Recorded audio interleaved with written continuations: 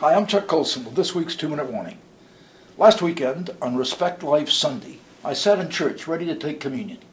Suddenly, I was deeply troubled because I recalled a New York Times article I'd read that morning about how easy it is to get an abortion in New York City. I'll talk about this later on Breakpoint. The article heaped praise on the Big Apple for making abortion so accessible, even for the hideous procedure euphemistically known as late-term abortion. I had sudden chills as I examined my conscience in preparation for communion, because a terrifying thought hit me.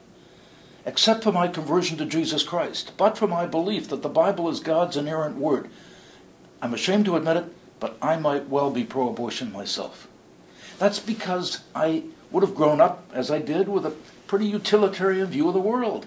I've always had a strong pragmatic streak.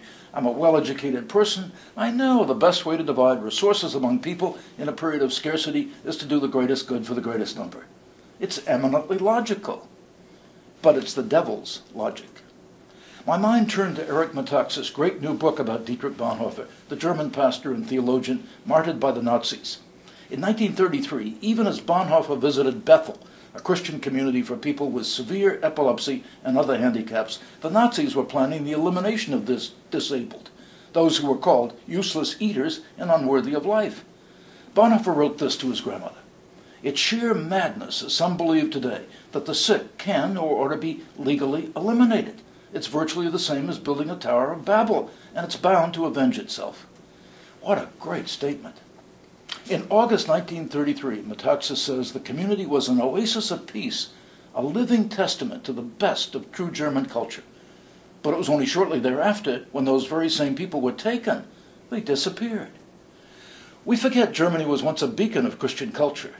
Great theologians, doctors, and church leaders, activists of all kinds, composers, artists, but Nazism thrived there. And for the most part, the church was complicit. All through Metaxas' book, you sense how frustrated Bonhoeffer was becoming at the church for not standing united against Hitler.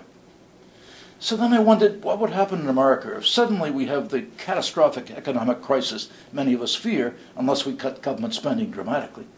If the economy truly collapses, what would happen to the weak and the disabled? To kids like my autistic grandson Max? After all, kids like Max cost a lot of money to raise. Would more of them be eliminated in utero? Or, heaven forbid, would they one day disappear?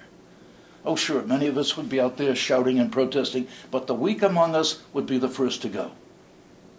Those are some of the sobering thoughts that went through my mind as that Sunday I prepared myself for communion.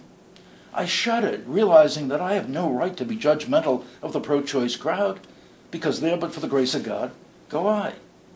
But as a Christian, I also have no right, nor do you, to remain silent while the sanctity of human life is under assault. The consequences of silence and acquiescence are too horrible to imagine. I'm Chuck Colson. That's this week's 2-Minute Warning.